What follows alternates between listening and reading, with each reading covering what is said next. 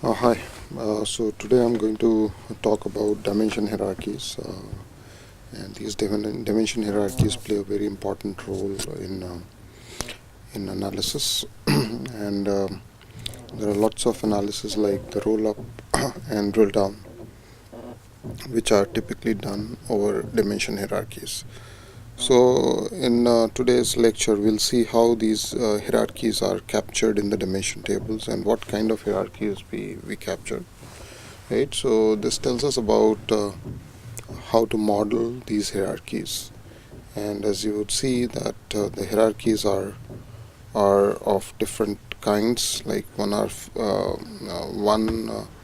type of hierarchy is the fixed depth hierarchy, and the second is a variable depth hierarchy. So there are different ways in which we can handle these. So variable depth again are like slightly ragged, and the other one is ragged. So these are the topics that I have listed, and most of the material for this presentation is based on the book by Kimball. So let me begin by talking about dimensional hierarchies and the role they play, and also the type of hierarchies.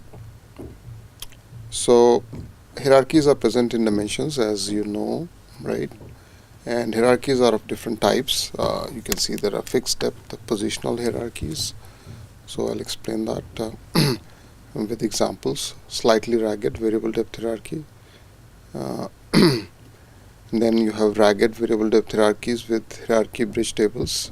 So that is one approach. And ragged variable depth hierarchies with path string attributes. So this path string attributes approach is not very popular, and also for a first course in data warehousing, I think we will just stick up to this point, stick up to bridge table approaches, right? And we have already covered the ETL module, and so if you have to look at information about hierarchies, so there's a ETL subsystem number 11, which is called the hierarchy manager. So you can go back and look at what this hierarchy manager does. So let me begin with fixed depth positional hierarchies. So it's a series of many to one relationships, and examples of this include product to brand to category to subcategory to category to department. So many to one because many products are there for brand. Many brands can be there in a subcategory. Many subcategories can be there in a category, and many categories can be there in a department. So it is like this always. So it is. So these products, say they go up to a brand, and then many brands go up to subcategories, and like this. So it is sorry, it is always the other way around. So the arrows are so let me clear this and draw it again. So it is always like this.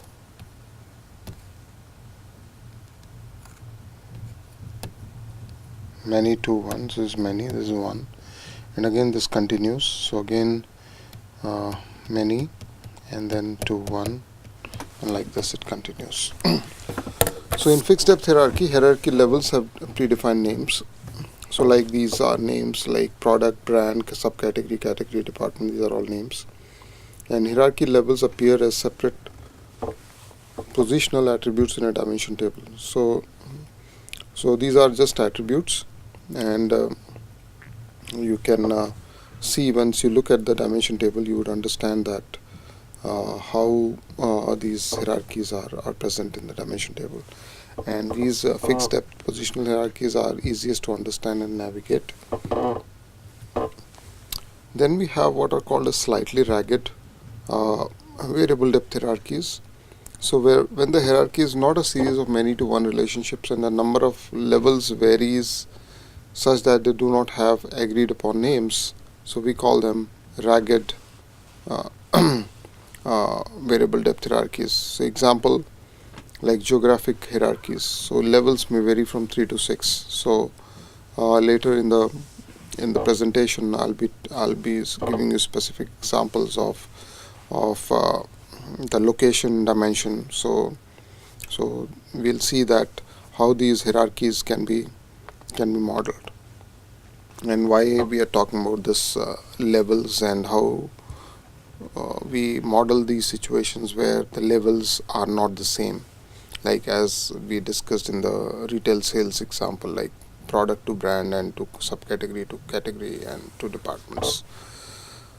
So force fit slightly ragged hierarchies into fixed depth positional design. So what we try to do here is that when we try to model slightly ragged, so we try to fix them into a fixed depth positional design, and while doing so, some of the attributes are repeated, right? So wait for the example to come. And then we have the ragged variable depth hierarchies. So here the difference in the levels could be very, very high, and ragged hierarchies of intermediate depth are difficult to support and query in a relational setup. Indeterminate depth, right? So SQL extensions and OLAP tools provide support for recursive parent-child relationships, but are still not sufficient. So I'll talk about all this. And hierarchy is modeled using what are called as bridge tables. So contains a row for every possible path in the ragged hierarchy, and enables all kinds of hierarchical traversers using SQL. Okay, so all these things would be traversals using SQL. So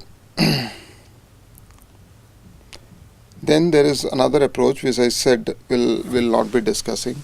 So I'll talk about this later if we need to. Right now I'm skipping this. So let us now talk about the details of fixed depth hierarchy. So product dimension, we have already seen this, and here what we do is we try to resist normalization and keep the many to one relationships flat. So we don't normalize it to give it a hierarchical structure, like we don't break up a table into two or more relations, so that all the information is there in the same table.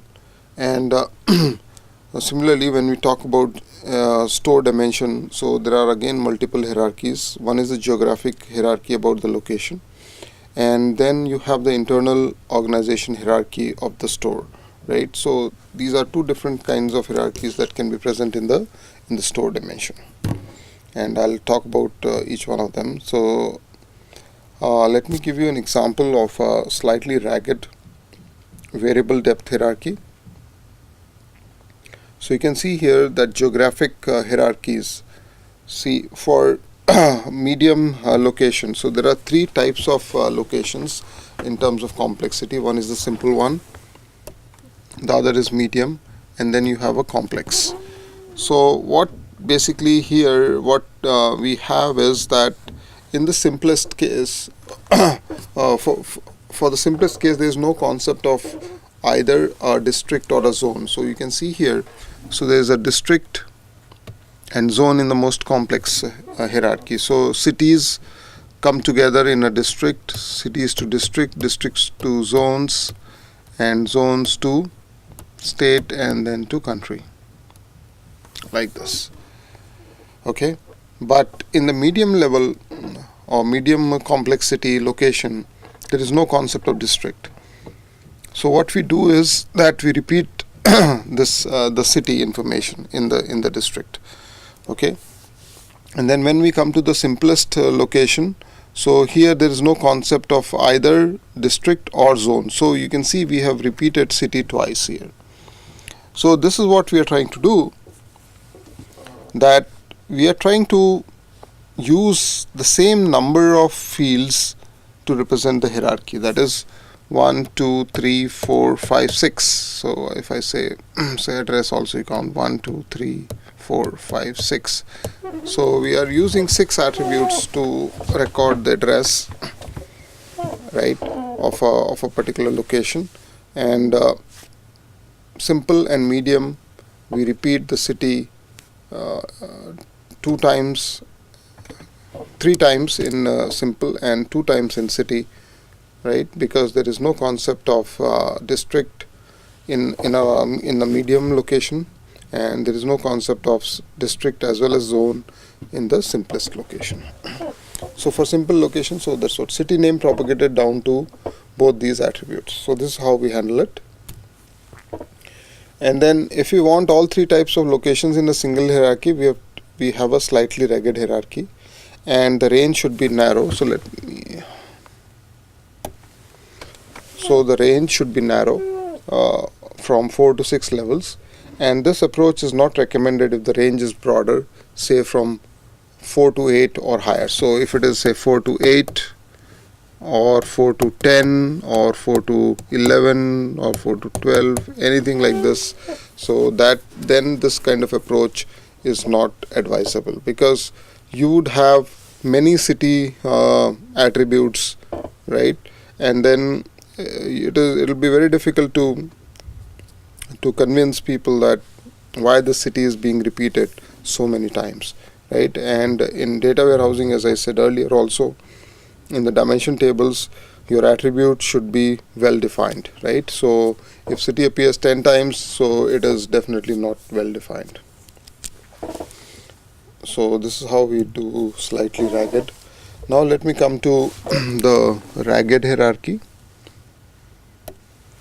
So I'll first try to give you some examples, and then we'll talk about the solution to ragged variable depth hierarchies. So organizational structure is a perfect example of this. So suppose there is a consulting firm and there is a consulting invoices data mart that has been designed. So consulting services are sold at different organization levels. So there is a need for reports that show consulting sold not only to individual departments but also to divisions, subsidiaries, and overall enterprise, right? And the report must still add up the separate consulting revenues for each organization structure, right? So suppose I am a consulting firm, and in this organization or in this enterprise I am providing consultancy at these levels, right?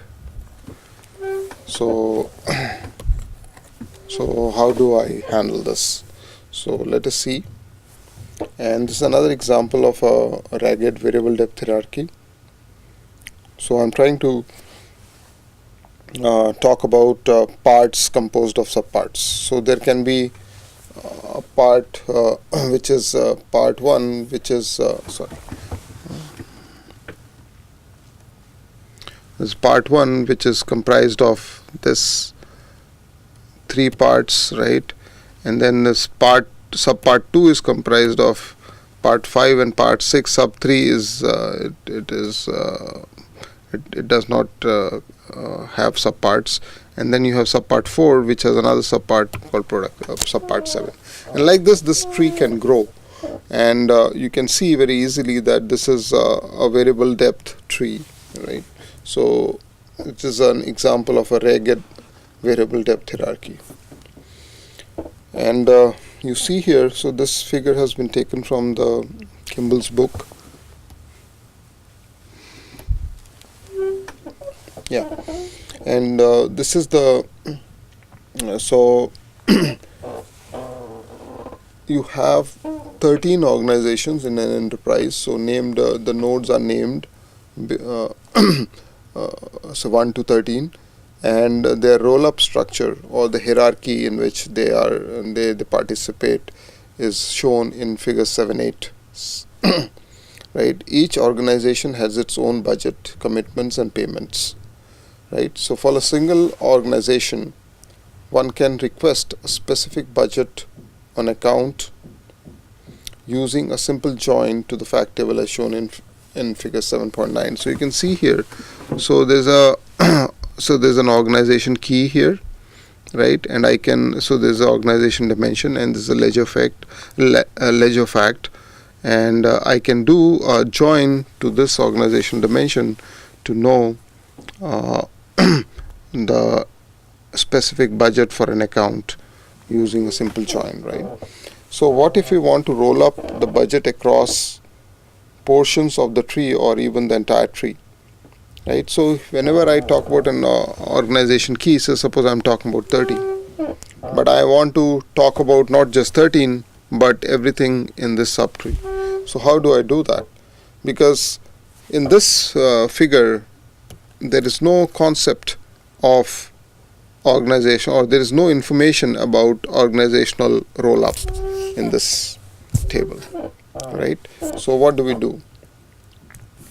So what we do is, so the most standard way to represent, so we'll talk about two solutions. So standard way to represent parent-child tree structure is to use a recursive pointer in the organizational dimension for each row to its, from each row to its parent. Say for example, employee hierarchy. So employee dimension is boss attribute, which is a foreign key to employee itself. So it's a self-referencing relation. So let me tell you what are self-referencing relations. So suppose I have a table like this. So I have an employee ID, employee name, right? And then I say employee boss. So this employee boss has to be an employee, so it will refer to this, right? So for each employee, I would, through this foreign key, I would tell who is the boss of this person, right?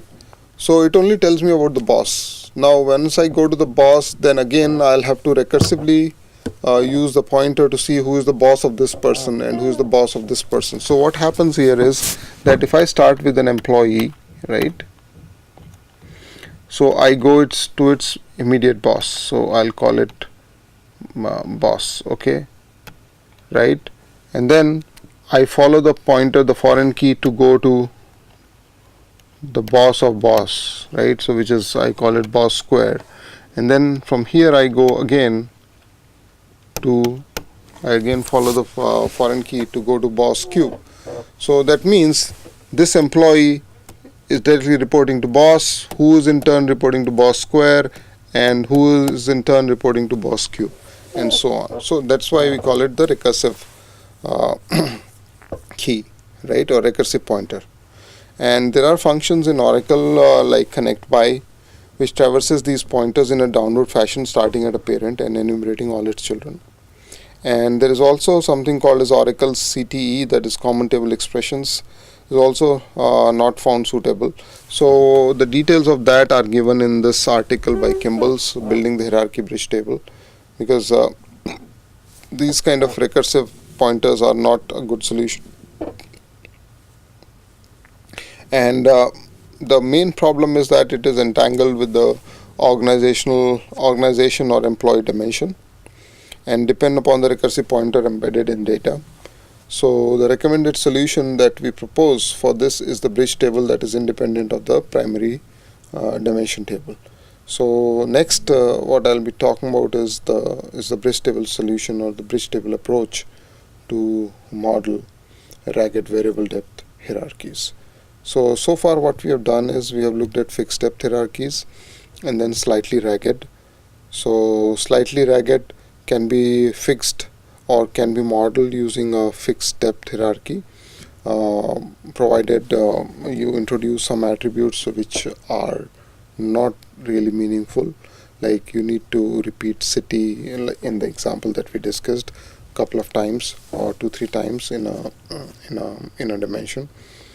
So the second approach is that we use a parent-child relationship or a parent-child tree structure, but that also has its limitations because support that you typically find in relational databases is not adequate.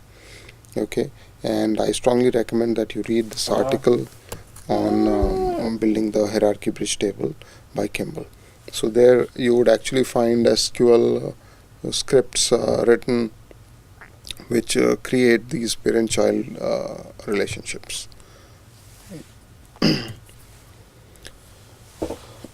So this is what this is one solution that we pointed out in this in the previous slide.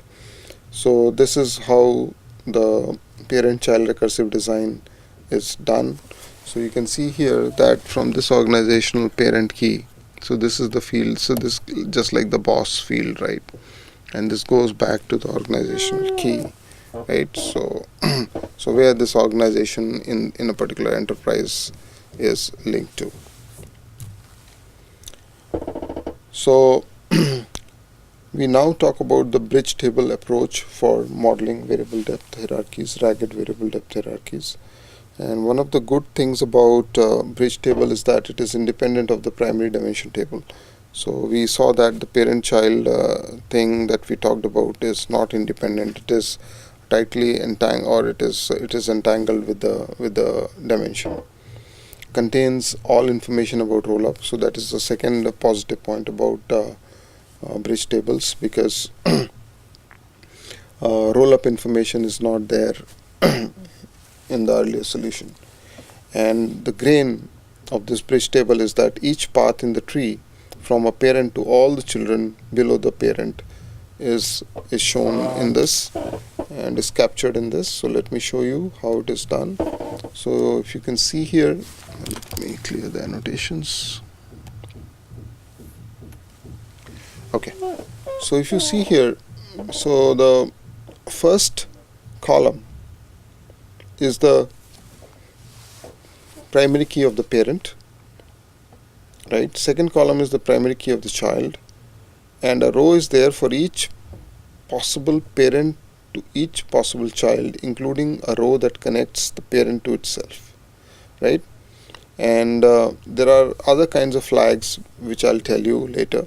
So if you go back to the hierarchy that we had, so one had lots of parents or lots of children, right? So one is so if you look at the first row here, so you can see one is there is a row for parent to parent also, and then you can see there are children like 2, 3, 4, 5, 6 up to 13. So all 2 to 13 are children of 1, because 1 is the root, right? So if I'll take you back a couple of slides, yeah, so you can see here 1 is the root, so everything is a children. So how many rows would be there corresponding to 1 as a parent? So 1, 2, 3, 4, 5, 6, 7, 8, 9, 10, 11, 12, and there will be 1 to 1, so that makes it 13. So you can see if you count these, one, say from here to here, so these are 13 rows, right? And then similarly we start with 2, 3, 4, 5, 6, 7, 8, 9, 10, 11, 12, 13. So every node that is there in the tree would be there in the parent organization key. Then apart from this, the parent and the child, we also record the depth from parent. So if I talk about 1 to 1, right, so that means it is the same. So it is, if it is parent to itself, then the depth is always 0. So this you can see from here, this entry, and you can see in all these 3 entries, because it is 11 to 11, 12 to 12, and 13 to 13. Okay, and then the depth is recorded. Then there is also what is called as a highest parent flag. So which means that the particular path comes from the highest parent node in the tree. Okay, so you can see here it is true only for 1, and for all others it is false. So this is also very important. And lowest child flag, so the particular path ends in a leaf node of the tree. So is it the lowest child flag? Lowest child flag means it is it's a leaf node. So I hope all of you understand what is a leaf node in a tree, right? So if it's a leaf node, it's a true. If it is not, it is false. So you can see that I'm talking about, I'll take you back to the, say, 3. So if you look at 3, okay, so it's a leaf node, and so is 5, 6, 8, right? All these are leaf nodes. So if I talk about 1, 2, 3, you can see here 1, 2, 3. So this particular thing, so it is true here. So that's how we model the hierarchies in using a bridge table. So you can see how many rows would be there in this whole table that we just saw. That is the bridge table that we discussed just now. So the calculations are being shown here. So it's the same hierarchy, but only thing is that it is the numbers are not there. So if you look at the total number of records that this bridge table would have, so there are 13 nodes. So 13 nodes to itself, node to node, node to itself. How many? So there will be 13. Sorry, I'll work this out for you here. So this will be 13. Wait a minute. Then there are 12 nodes below root. So root to others, that would be 12. So I'm encircling these. Then below the first level. So below the first level, how many are there? 4 purple and 1, 2, 3, 4, 5, 6 blue. So that makes it 10, right? And below the second level there are 6, and below the third level there are 2. Okay, so if you add them up, 13, 12, 10, 6 and 2, so that makes it 43. So there will be total of 43 records in the hierarchical in the bridge table corresponding to this hierarchy.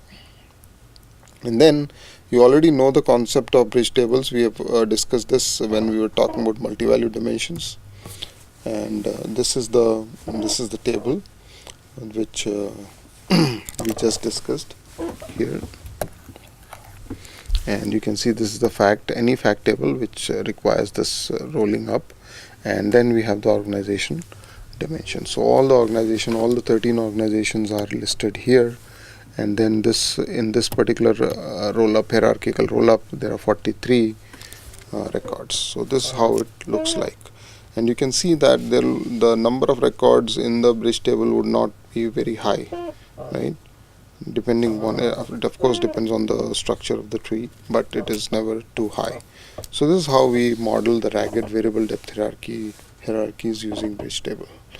So with that, I come to the end of this particular lecture, and I have deliberately not discussed the path string attribute approach.